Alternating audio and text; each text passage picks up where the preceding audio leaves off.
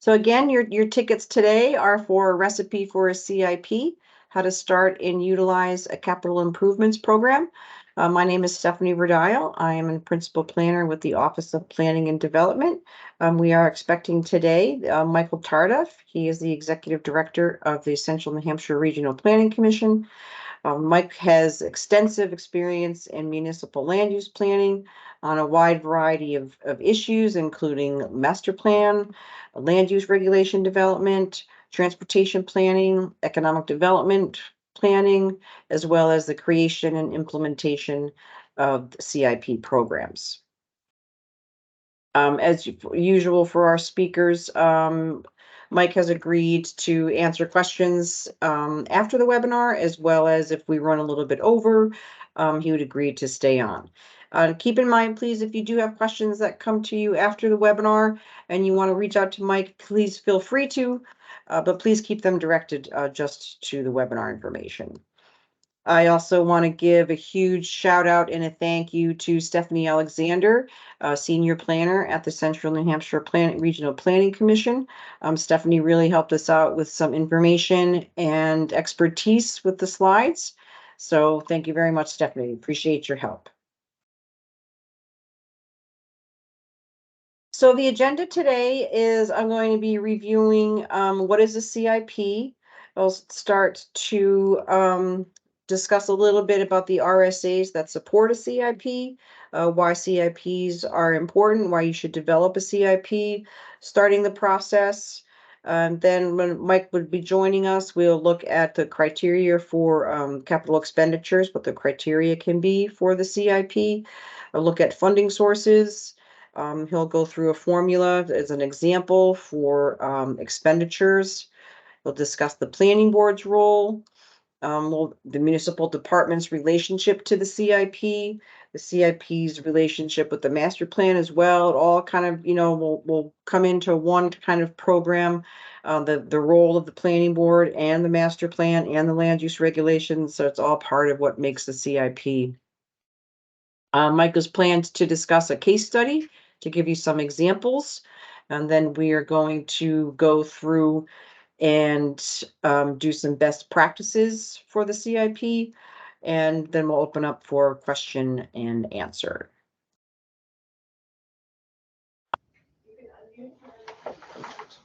So what is a capital improvements program? We use the term CIP. Oh, hey, is that Mike here in the background? I'm here on Vincent's computer. Okay, no worries. Can't see you yet, Mike, but we can hear you. Okay. So welcome, Mike. We got you covered. Just starting. Great. So starting with the CIP. So it's a planning document or program that is created, adopted, amended by the planning board or a CIP. We're just loosely getting into what a CIP means. As planners, we throw around the term all the time. So we're just going to spend a little bit of information to explain what a CIP is. So it's a municipal or local capital expenditure program. Municipal, local, city, town expenditure program designed to finance municipal expenses over a set period of time. That set period of time is usually 6 years, but it can be a little bit longer than 6 years. So basically, in essence, when we talk about CIP, it's a combination of planning and financial documents that incorporates or includes municipal land use, financial, and infrastructure planning all into one program, all into one document. So it's known as a prioritized list of anticipated large expenses budgeted out over a series of time, over a time period.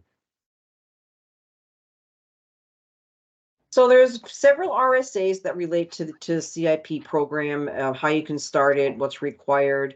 Those RSAs are 674.5 to 674.8. So first, starting off with the RSAs on how a CIP is authorized. So the legislative body, which we all know from all of our trainings, legislative body for a municipality is the town meeting form of government or the city or town council form of government. So the legislative body would authorize the planning board to be the ones in charge of preparing, amending, adopting, recommending a CIP, a capital improvements program. Again, the CIP can be scheduled longer than 6 years, according to the RSAs, but that is the minimum amount of time for a CIP program to utilize the time frame. In addition to designating the planning board, the legislative body may authorize the governing body, which is the Board of Selectmen or town council form of government, or a city council, to appoint a capital improvement program, a CIP committee.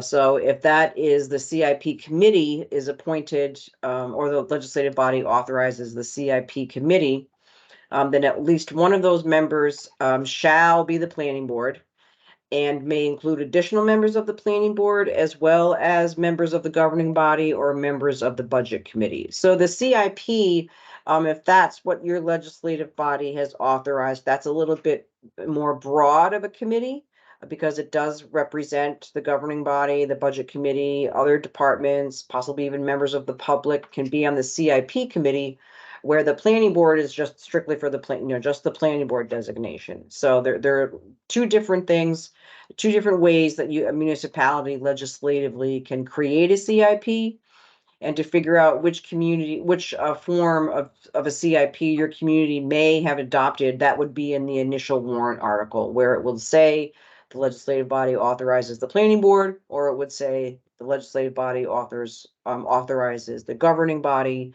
to appoint a CIP committee. If I may, Stephanie, that's an important topic too, to if you're getting started and you haven't done a CIP in a few years, but years ago it was approved at town meeting, go back and check out the warrant and see exactly how it was laid out. Yeah, absolutely. That's a good point, Mike, because as I've found in my position, I'm sure in your position, Mike, that some of these CIPs, whether it's change in staff, change in board members, they can get a little stale. Years can go by, and then people need to refresh their memory about how do we resuscitate a CIP. So always useful. That can be found in your town report as well if you need to go back and look. So. Again, as the RSAs state, and basically to give an introduction and just an understanding of what a CIP is, the sole purpose and effect of a capital improvements program, a CIP, shall, the RSAs love the word shall be to aid the mayor or the selectmen or the town council, and the budget committee in their consideration of the annual budget. So it's definitely a crucial and an important tool that municipalities can utilize for the creation and consideration of the budget. So clearing up a little bit more for a CIP for the purpose, RSA 674-6, the CIP's purpose to identify and classify projects or equipment that are most pressing for the municipality, as well as the time frame for that purchase or implementation. The CIP needs to identify the costs of the purchase and the overall maintenance of a project, and also identifying additional sources of revenue to obtain that project, start that project, or that purchase. And the purpose, which is I think really important, it's kind of also at the heart, in my opinion, of CIP. It's crucial that there's cooperation and communication with all municipal departments. And the RSAs require it, but it's the actual act of getting that cooperation and participation from the municipal departments.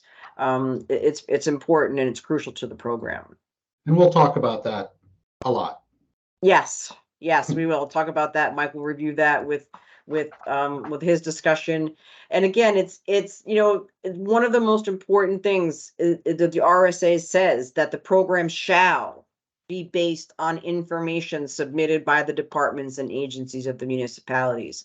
So when you see the shall, that's the key word, that all municipal departments are required to participate if the town has gone ahead and adopted a CIP program. It's geared to planning out the budget, It's geared for cooperation. It's geared for understanding what municipal departments are looking for, what their budgetary needs are. So there needs to be that cooperation with the municipal departments. Also, the RSAs say the CIP shall take into account public facility needs indicated by the prospective development shown in the master plan, as well as other land use controls. So the CIP, again, with the term shall consider the master plan and land use regulations, which means that they are needed to be utilized and referred to in the decision-making and the adoption in the selection process of the CIP. And Mike is going to talk a little bit more about that as well, the master plan and other land use regulations relationship to the CIP. Again, these is just the framework to give you an understanding of some background as to how the CIP is formulated. 674.7 is the preparation of it. And so Mike can, also jump in here whenever you see fit. But it's the planning board, again, with these words shall meet with the mayor or the governing body, as well as financial staff in the municipality and municipal school boards and municipal departments as well. Again, we're back to this shall and reviewing of the master plan and local regulations. It's all part of how a town formulates their budget. And let me just jump in real quick, and we'll talk about it a little bit later. Sure. This doesn't have to be a really difficult process. It's a positive process. Outreach to the department heads. When we're working on these CIPs, we actually try to make it as easy as possible on the department heads to fill out the forms, and we'll talk about that a little bit later in the process. But it can actually be a pretty positive process that results in some solid financial information being handed over to the budget committee or during budget season. Absolutely. Yeah, it is, for a non-math person like myself, it can be a bit of a daunting task, but it is also very informative, very educational, and it's very proactive for all municipal departments and for the municipality's budget, for all of their committees, for the budget committee, for the board of selectmen, for the governing bodies to all understand and utilize the tools that they have for CIP, for planning out financial projects. So again, the planning board or the CIP committee reviews and discusses the CIP requests from the departments. They do that to make sure that what those requests are in line with, going back to review the master plan. Again, this is just the basic framework to give you an understanding of the operation and the CIP, its relationship to the CIP committee or the planning board. But Mike will talk more about that, and just their role is that they are organizing the department heads. They're organizing these informational budget sheets. They are the ones that make recommendations back to the governing body and the budget committee. So the last RSA, again, that's the consideration to the mayor and budget committee after a CIP is adopted by the planning board. So in the CIP, this is not mandatory. The projects and the proposals that are put out into a CIP, it's not mandatory. There's no shall there. But the process and the program itself is just simply a set of recommendations and an outline, a time frame for achieving them, and where they fit in the master plan process, the master planning for the town's process. It's very productive. The CIP goes a long way towards helping the budget committee and the governing body meet the needs of the community and put a price tag on that so that the community knows what to budget for. So again, it's the final CIP that is submitted to the planning board after they've met with the departments, after they've reviewed everything, they've prioritized, they make a program, they recommend that it move forward to consideration as part of the annual budget to the governing body and the budget committee. this is a good reason to start early. And if you've gotten to September and you're looking at when you would like to pass the document over to the budget committee, you're pressed. So when we try to start these CIP projects or start an update, we're trying to start in the spring to have a fair amount of time to work through the process so you can make it to that handoff to the budget committee in time. Absolutely. And tis the season for zoning amendments as well. So the True. planning board is very busy this time of year. The planning board should be doing their zoning amendments time in the fall, and with the budget, with the budget, with zoning amendments, with CIP. It is very busy, and Mike's advice to start early is will be well versed to do it that way. So why develop a CIP? The CIP is very beneficial to the planning board and to the community as a whole, but it's beneficial to the planning board in that if the municipality wants to adopt impact fees, the CIP is required for that. And that's under RSA 674-21. So the CIP is the information in the document that provides the schedule of improvements. The fire department needs a fire truck and they need it in 6 years, right? That's the schedule of improvements for a municipality that's needed to accommodate growth and account for their infrastructure needs. That's the essence of what 674-21 is. If you want to do impact fees, you've got to have the documentation to back it up. CIP is a required portion in order to adopt impact fees. As well as, according to RSA 674-22, if a community is interested or has the need to adopt a growth management ordinance, an approved CIP is required for that as well. Again, going along those lines of showing the municipality's needs in the future, showing the impacts, financial and time-wise, of what needs to get done to accommodate growth. You need an approved CIP plan before you could consider impact fees or a growth management ordinance. Another benefit to the planning board is, again, it provides the documentation and the backup information as to whether or not it can assist the planning board to determine whether a subdivision is considered scattered and premature development. RSAs 674-35 and 674-36 discuss the planning board's authority to utilize the decision that scattered and premature development is a reason to deny a subdivision. So when the planning board adopts their subdivision regulations, based on denying something based on scattered and premature development, according to the RSAs, falls under the planning board. They may utilize that, which the states in the RSAs provide against such scattered or premature subdivision of land as would involve danger or injury to health, safety, or prosperity by reason of lack of water supply, drainage, transportation, schools, fire protection, or other public services, or necessitate the excessive expenditure of public funds for the supply of such services. So the CIP is documentation and information that can substantiate the planning board denying a subdivision based on scattered and premature development.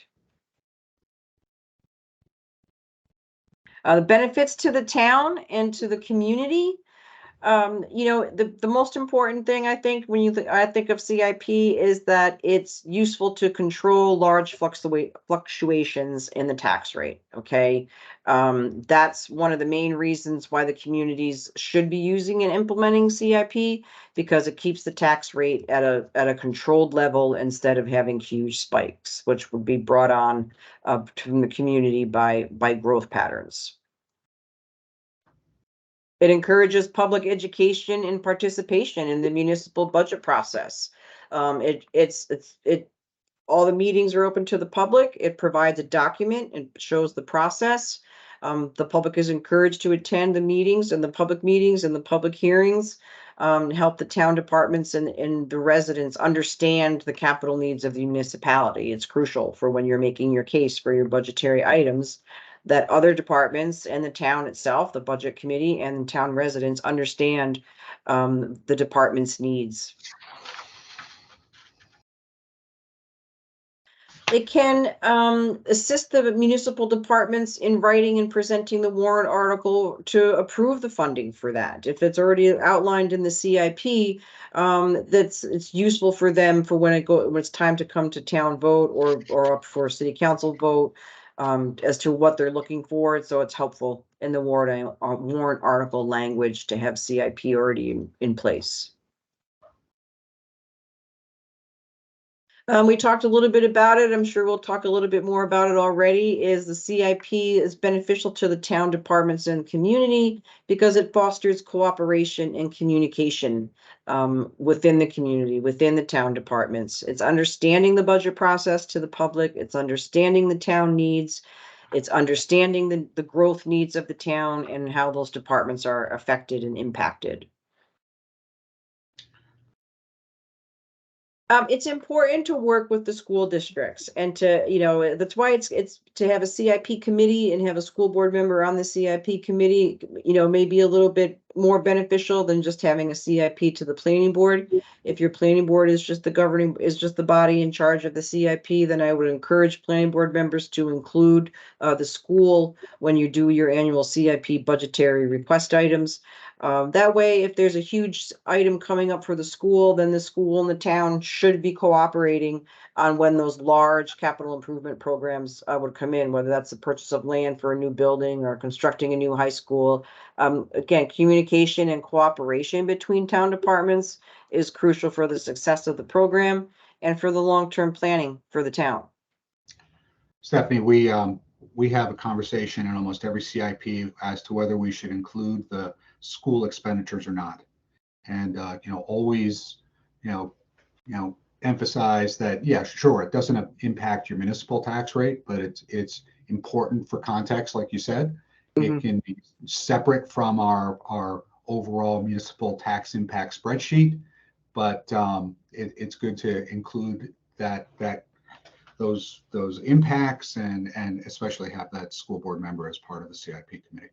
Yeah, absolutely. Yeah, thank you, Mike. It's true. It's they have their own budget, but there still should be that cooperation and that communication between those. Again, if you're going to put in a new high school and you need a new fire station, let both sides talk and work out a solution to how you can maintain that tax cap, that there's no fluctuation in the tax rate.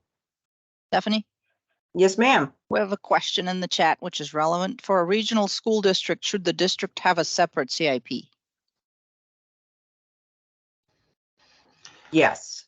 I think school districts, yeah, what, Mike, would you agree? I think that they Oh, should have I their own. agree. It's a separate process, but absolutely as part of their budgeting process. But I think what we're talking about is incorporating those impacts in a individual community CIP, just for help in when you start to look at your projects and they're all lining up in year 4, and suddenly the school district has a big expenditure in year 4. That just helps with kind of trying to flatten out those impacts and maybe moving some things to year 3 or year 5. Yeah, absolutely. Yeah, again, it goes back to that cooperation and that communication between the school has their own budget, their own capital needs, but there should be that communication because it's the overall tax rate that you're looking to maintain at as a flatter rate as you can. And again, having that information out for 4, 5, 6 years, it's that dialogue and communication as to what Mike said perfectly, is that, well, when can we move stuff around based on the school's needs, based on the town's needs. My favorite thing about CIP, again, avoid spikes in the tax rate, right, Mike?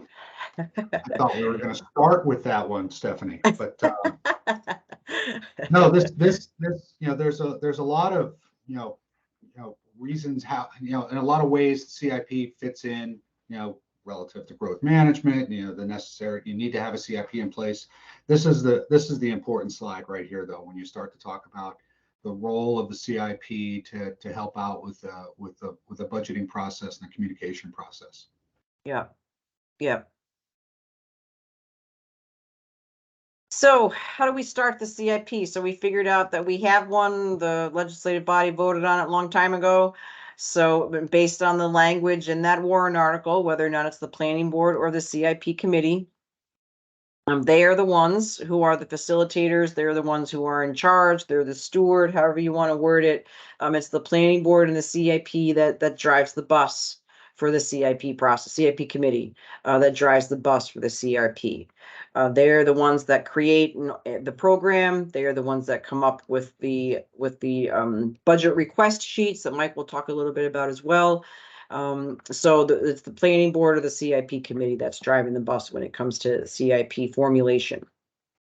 Unfortunately, we run into, even just in this first step, that issue of trying to ask volunteers that are already on 4 committees to be in, undertake the CIP process. So when we're working with a CIP committee, we're trying to have a light hand in what we're asking the CIP committee to do in the time frame. And we'll talk about that a little bit. Yeah, absolutely. And as part of that, developing either this planning board or the CIP committee, and part of getting the ball rolling in the spring/summertime, like Mike suggests, it's crucial that the CIP, either is planning staff, or it's crucial that the planning board or the CIP committee have at least one member that is kind of the secretary of the CIP committee or the CIP process for the planning board. It's that one designated person that can distribute budget sheets, that can collect budget sheets, that can organize everything to get it moving. So it's really important when you start off the process. The first step is to make sure that you've got that staff in place to assist you, and to make sure you've got your criteria and your department request sheets ready to go. On number two, Stephanie, this is Yeah. I've been doing this long enough where that capital expenditure figure used to be $2,500, and and we've actually had some communities that talk about going over that $10,000 number. But again, it's a capital expenditure. It's something it's not a typical expenditure. It's not a maintenance expenditure. So it's vehicles. It's that large impact that's not happening every year. Right. That's a good thought, and that and I kind of like the $10,000 number, because it's it does warrant to be put out over time, where it's not a 25 or a $50,000. Maybe there's CIPs out there, Mike, you would know better than I, that would be their minimum to be in a CIP, because they have the budgetary means that something that's $25,000-$30,000 they don't need to put into a CIP. So, based on the municipality, a town, or a city. But the $10,000, like you're saying, it's easy to do. If that's the cost of a new plow, you could possibly get a new plow in 2 years, 3 years, however you structure that. So it makes sense to do it that way, instead of trying to put something, that expensive, into the budget, where again, you're kind of creating the formula for a spike in the tax rate, because you've got to get this $15,000 plow, but in 1 year. But if you had planned it out over 2 years, maybe 3, there's not that much of the spike in the tax rate is reduced or leveled from that. We've only just bumped up that base number just because police vehicles cost so much more these days, and the plows and the graders are just so. But if you're making an investment in your computer systems and things like that, you want to make sure you're tracking that, because that's not an annual thing. Right. Yeah, that's a very good point. So after you talk about the getting the criteria for the capital expenditure, and the department heads have identified how long that will take and what the cost of that is. You need to make sure that the secretary then distributes all of that to the CIP in and of itself, so that they can review it. And their CIP then is, once they get all those project sheets back, all the departments have submitted their information. The planning board or the CIP committee starts scheduling meetings, and they'll start reviewing the information, start prioritizing it, start having the department heads justify their requests, and figure out where they're going to put what their most pressing need is for the next 2 or 3 years, and prioritize their projects. They're going to, prepare the demographic and financial analysis for the projects and the purchase applications. Mike can go into a little bit more in depth, but this is just to give you an idea of the CIP process of how you start. You may have the meetings, you speak with the department heads, you prioritize the projects, you prepare that financial analysis, that's spreading it out over the time frame of the CIP, and start to research and look into which projects can be supported by the community at that time. It doesn't have to be, a 40-page document either. When you start to, I'm a planner, so I think about the demographic financial analysis. That's kind of interesting. You're on the financial side, you're talking about bonding capacity and estimating increases in your net valuation, so we can take a look at estimate that net impact on the municipal tax rate later on. So you're providing some context to someone who's coming cold to a CIP and reading through it, but it's also building the base for some of your later analysis. Right. And from a non-math person planner like myself, it's interesting information. And this is a good document to kind of, show that to, non-math minded visual person like myself, to prepare the demographic and the financial analysis of that. It's crucial, and it's very helpful, and it's very easy. It's easy for me to understand it. I mean, to translate that to be easier for the public to understand, the method and the madness as to, what goes on with municipal budgeting and municipal planning. And again, the final kind of step, Mike will talk a little bit more about as well, just to give you an outline and an overview, is that the planning board of the CIP committee prepares the municipal improvement schedule spreadsheet. And Mike's going to go through that, but those are just their steps of how to get through the CIP process. And so I'm going to turn that over to Mike now, speaking of criteria. So Mike, you're ready to take control and talk about criteria for the CIP. Sure. So there we go. Perfect. There you go. Nice. Let's see if I can get then to the next page. There we go. Perfect. So we just talked about that criteria. I saw a note in the chat about $10,000 for tires, hence the conversations in some communities to knock that base up to 15 or 25 or 50. But it's important to just basically lock that down, so there's not miscommunication about that threshold when you're seeking the projects and having department heads fill the forms out. So that useful life, we've typically used 3 years, but you can make that, there's no tried and true threshold or criteria. It's so town centric, you can figure that out, but you really need to do that right off the bat.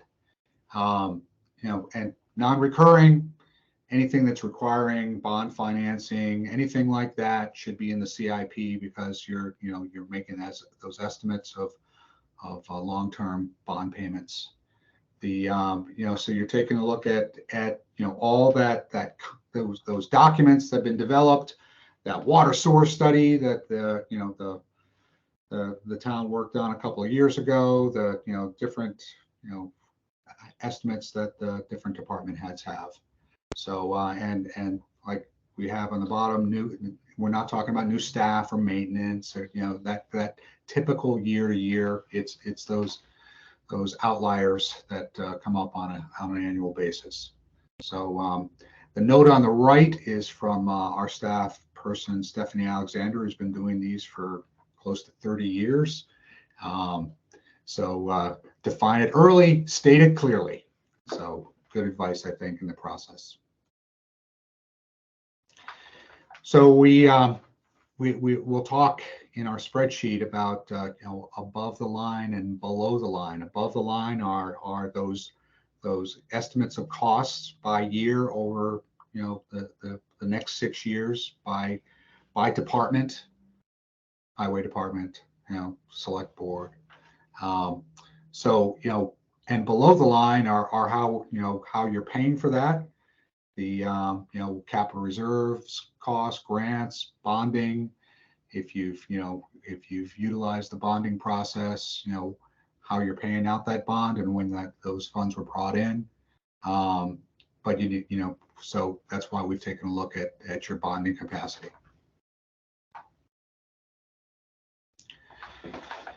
So this is our favorite spreadsheet. Like I said, above and below the line, we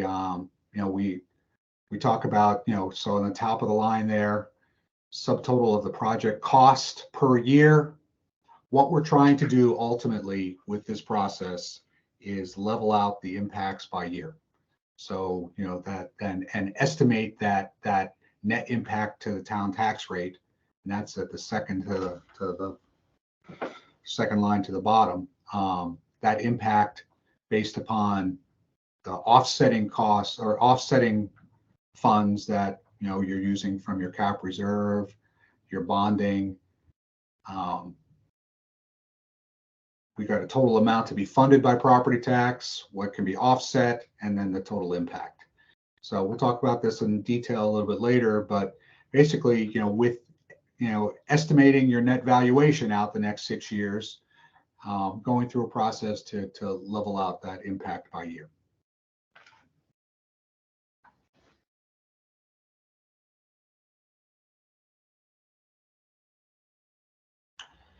So I guess I could talk a little bit about process here, and the planning board's role is to even out that impact. Oftentimes, what we will end up seeing in the first cut of projects is a lot of projects that are loaded up in 1 or 2 years. So occasionally you'll get your 6 years of estimates of projects, and they'll lay out in a way that doesn't load up 1 or 2 particular years. But that's where the conversation happens, where, okay, can we spread a couple of these out over a couple of years? Can we move something to year 6 from year 5? Was that how does that best work? And that's a give and take with the department heads. So that's really the most, well, that's a very interesting part of the process, is having that conversation. And what we try to do with our that spreadsheet that I just showed you is we can make changes to that in real time, and kind of estimate that impact to the tax rate if you've moved that grader from year 5 to year 6, or split the costs out based upon some heavier, a higher capital reserve deposits that we're going to town meeting that next year for. So I think that overall, this is basically just laying out that yes, it's the planning board's document, but there is a role there for a conversation about moving some projects around timing wise.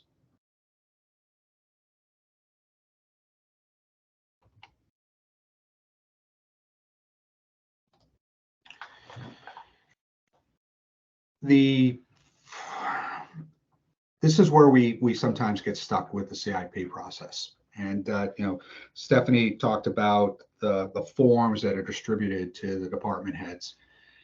When we're having when it's not going as fast as we'd hope it would, oftentimes those forms have not been filled out, and I completely get it. Department heads have plenty to do. It's we're all busy. Sometimes you wonder what the utility of the CIP is. So one thing that we have done as a staff when we've been working with communities is have office hours for for us or for a town staff person to sit down with department heads and just fill the forms out.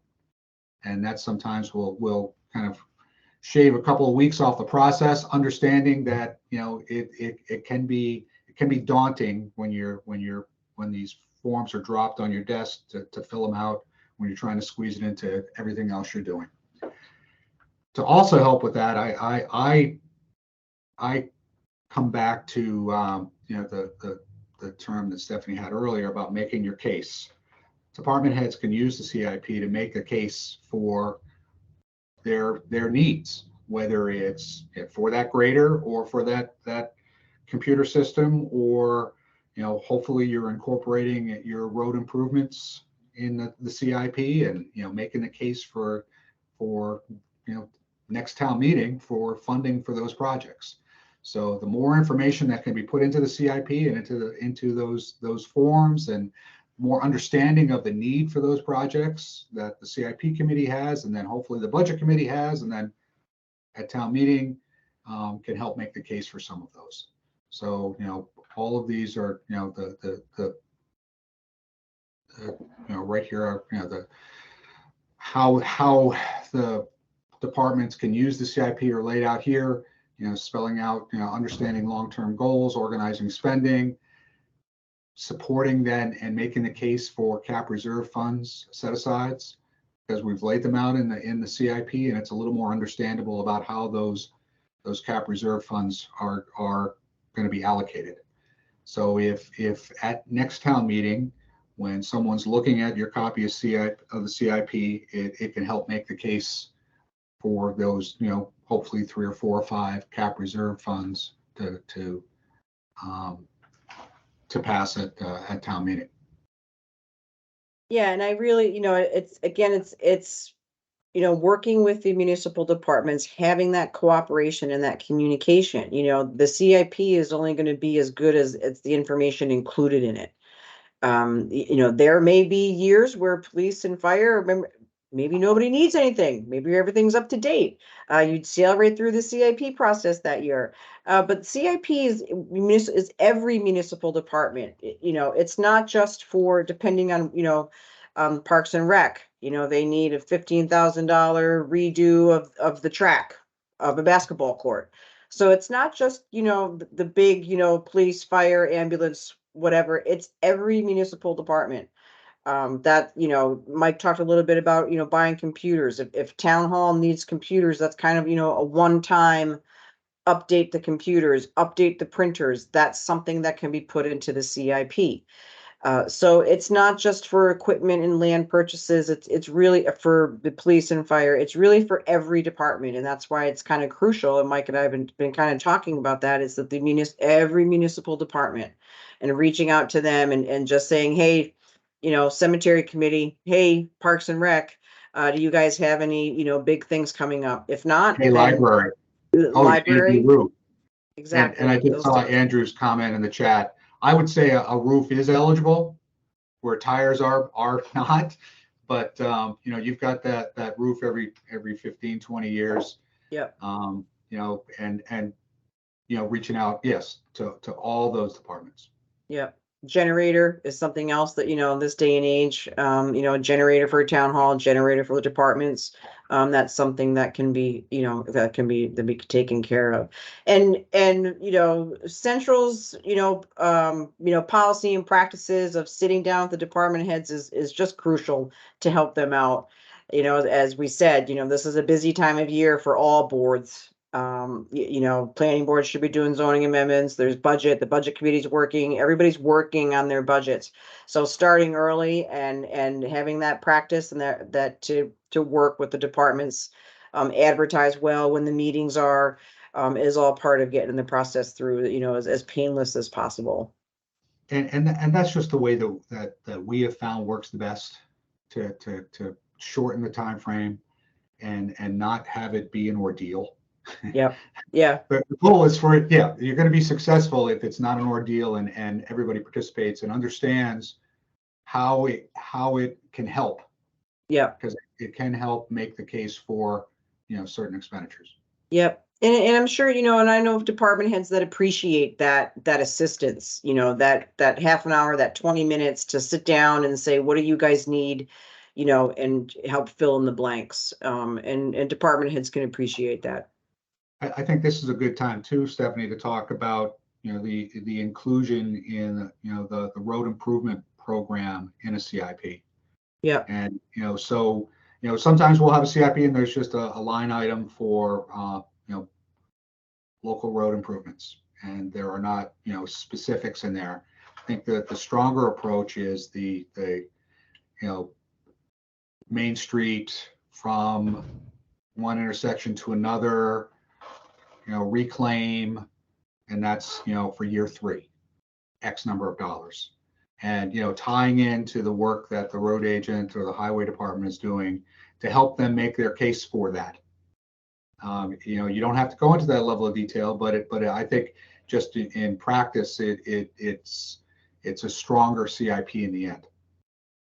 And, and that ties back into some of the road surface management systems work that we'll do with communities to quantify that, but at a minimum, having the road agent or the highway department's plan laid out in the CIP is just helpful to the document.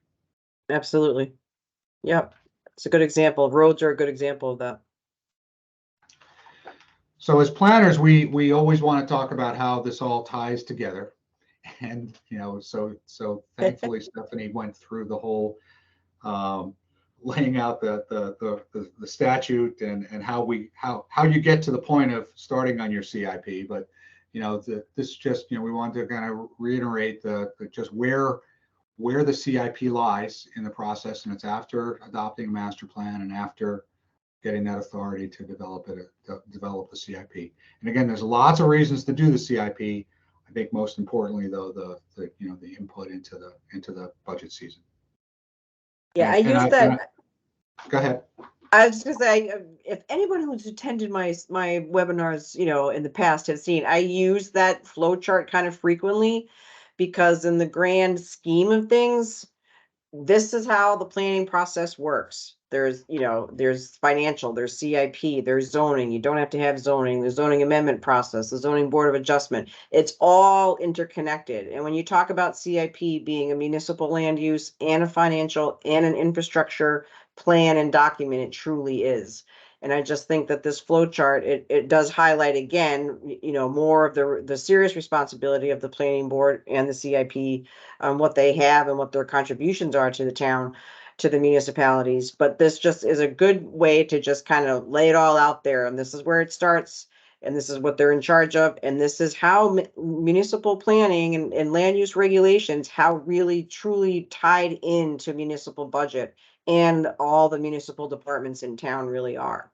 So it's a daunting task for a few people, as Mike said, the same kind of people you see on the same kind of boards, but it's truly important, and it's what makes the town function. This is probably a good time to, well, we'll have best practice after, but it doesn't have to be, if you haven't done a CIP in a few years, there's a process to get it in place and, lay out your 6 years and do some of your analysis. The next year doesn't have to be nearly as difficult. Essentially taking a year off and adding a year, going through that process. Oftentimes the projects are very similar. So it does, again, that what you're asking the CIP committee to do or asking your department heads to do, it doesn't have to be nearly as difficult or time consuming in year 2. Right, exactly. Great point and a great reason for staying on top of it. Right, for updating and amending it. Yep, you're absolutely right. Once that first year is done and everybody understands the process and it's all set and on the books, the second, the subsequent years are much easier. So for those of you that know Stephanie Alexander from our staff, she has been doing CIPs for a long time, and I asked her for an example that, just a, case study, and she recommended the Loudon CIP, just, and this is where I talked about above the line and below the line, and there, it's pretty small, I know, but projects all laid out by department over the next 6 years. Ultimately, the impact to the tax rate without offsetting costs or offsetting funds, and then the cap reserves and those funds, that grants, things like that can be utilized to on an annual basis to lessen the impact of the tax rate. The bottom line is the impact to the tax rate per year, estimated if through the from capital expenditures. So not total tax rate, but tax rate from capital expenditures. And we basically lay out some demographics, the more detail you can have in your summary of projects, the better for that resident sitting at town meeting, reading through your CIP or the summary of the CIP. They understand a little bit more than before they started reading. Financial analysis is, again, that, your ability to bond, laying that out, an estimate of your net valuation, and some of the tax rate trends. Again, for someone who's cold to the process, a little more information, and then basically the figures that all lead to that spreadsheet on the right. So that's where you bring it all home, and the most important line is the lessening that impact to the municipal tax rate. Avoid spikes in the tax rate. There we go. Again, we should have led with that. So, Stephanie, you want to bring us home? Sure. We'll review some best practices for a CIP. Thanks, Mike. Again, start early. I know we probably maybe next year for future CIPs, or visit our library in the spring and the summer. Start early in the season and conclude by October. So we're a little bit behind the 8 ball this year, getting out the CIP information. But 'tis the season. I used to tell my planning board members with zoning amendment time, so you can use that as well for the CIP time. Start early, as Mike says. You want to clearly define what a capital expenditure is in your project and purchase application materials.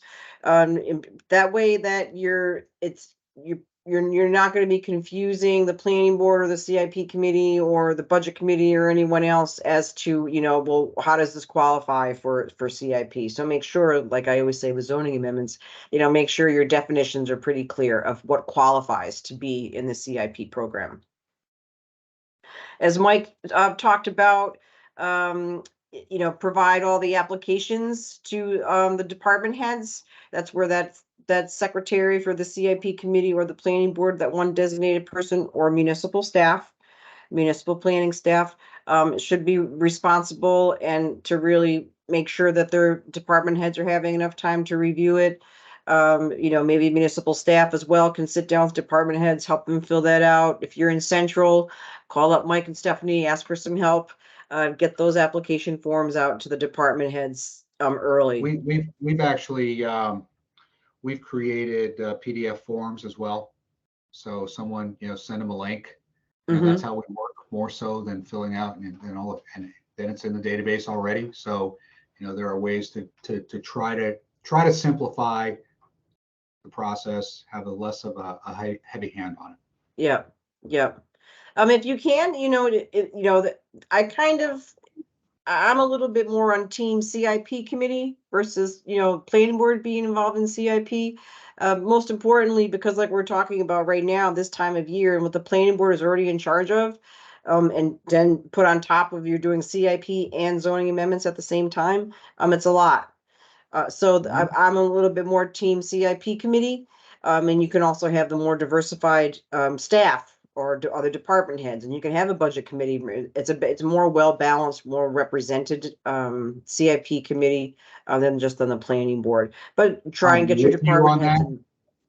I'm with you on that, Stephanie. It's just, again, so hard sometimes when you're trying to reach out to the same group of volunteers these days. Exactly. You're absolutely right. Yes. And that's the rub of the municipalities, the towns that have the same people that sit in the same boards year after year.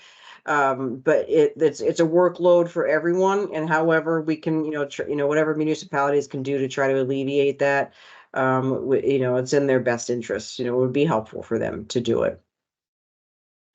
Make sure that you're following up on your CIP after that's completed.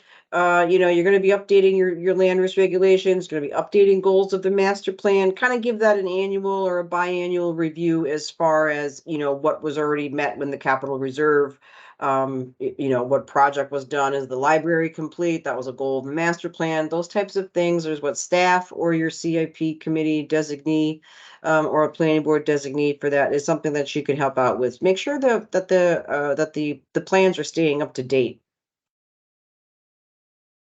And again, revise that municipal improvement schedule annually with new projects and remove them. You do that with your regulations, and you do it with your financial schedules. That new fire truck was purchased last year, that can come off. Make sure that you're updating that. We spoke about it a little bit just to make sure that it's included in the best practices. Review the CIP against the master plan and your other land use regulations. It's really important that you be doing that. Stay in your lane, planning board and CIP and budget committee and board of selectmen. The planning board or the CIP committee are the ones driving the bus that then present their final product to the board of selectmen and to the budget committee. And if the budget committee and board of selectmen, if you have a CIP committee, they're entitled to be on that committee. But everyone should know their roles and staying in the lane. For the planning board or the CIP committee, they do the hard work. They prepare the CIP and present it to the budget committee and the governing body. So it makes the process go easier when applicants, department heads, the public, other municipal departments, other municipal boards know who to go to for the CIP and know what the follow-up is. And we spoke about the planning board has a lot of work to do. So again, I'm kind of the CIP committee team. Make sure that you're organizing the departments as when they're presenting. Make sure that they know when they're coming up, when the public meeting, the public hearings with the selectmen, when they present their budget. So make sure that everyone has a well enough advance notice for when the department heads are going to be presenting in front of the planning board and when they move on to the board of selectmen and the budget committee. This may sound like, for work for, small group of people that does the heavy lift in town all the time. But, there's municipalities that actually do site visits for each department, and that can be as necessary or as needed. If police and fire or ambulance or whatever, they need a new ambulance or they need an addition to the fire station. You know what, CIP committee, you should go out and look at it. If you do decide to do that, it is a meeting, so don't forget about 91A. But I find that, being a visual person myself and understanding the process, have the department heads, have their scheduled time to talk to the CIP or the planning board about their needs, and to have, them really understand, their part of the town, to understand why the ambulance doesn't fit in the firehouse anymore. We need an addition kind of thing. It's good to get out and take a look at it.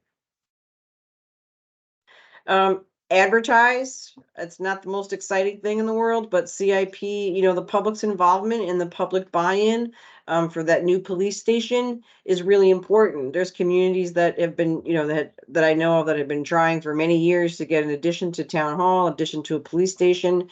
The public just wasn't buying it. It finally came around, but those are the kinds of things that a CIP can help you with and understand, the needs, the growth of the community. The police department needs an addition. Advertising that, explaining that, being available for the public to ask questions, advertise, when those hearings are. And again, you need to consider the short-term gain over long-term planning. So, while you may want to be tempted to take, that fire truck that we just bought, you may be tempted to want to take the funding and give it back to the general fund, reduce the tax rate for 1 year. It's not really a good practice to do that. I put it in best practices of CIP of what not to do. It's not, you're getting a short-term gain when you're still going to have, the funding for that, the CIP process spread out for a police cruiser, for another vehicle. So the kind of, the attitude of, well, let's take CIP money to lower the tax rate for a year. It's not that productive. It doesn't help because you're going to get stuck with that spike again in the following year or 2 year. So short-term game over long-term planning is not really it's not really recommended.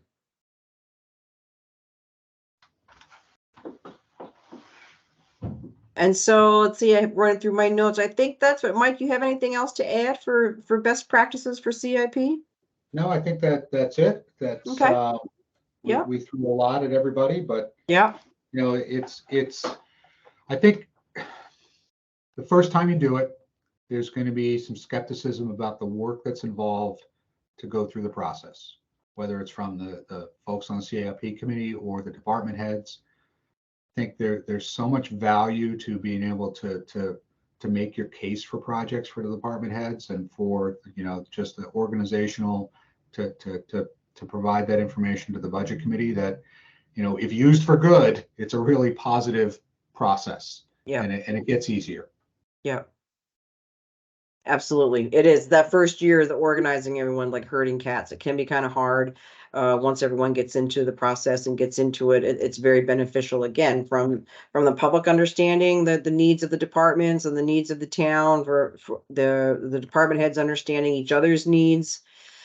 Getting that into the, you know, the department heads getting the assistance of preparing for that warrant article for that lease of that new police vehicle, all those kinds of things is tied into the CIP.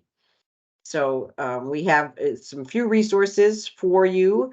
You can certainly check out Central New Hampshire Regional Planning Commission's website. And again, I gave a shout out to Stephanie at the beginning. I'll give another shout out to her expertise and her help with getting the slides ready for us today. Southern New Hampshire's got a website. They have some information on CIP. Of course, our website. You can check out the New Hampshire Municipal Association.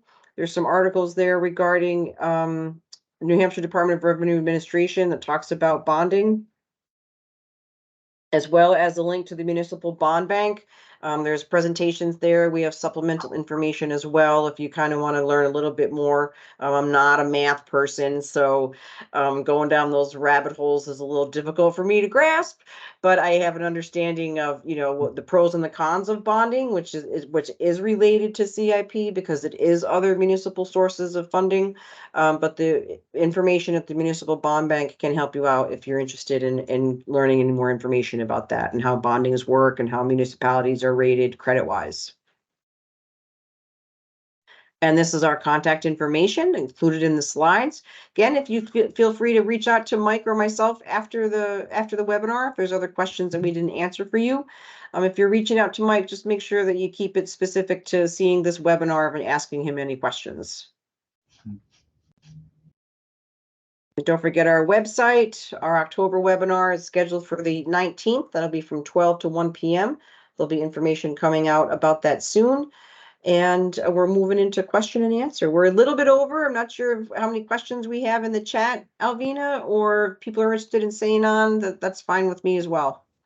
I do not see any questions as of right now, Okay. but I see a thank you. Okay. And I would say,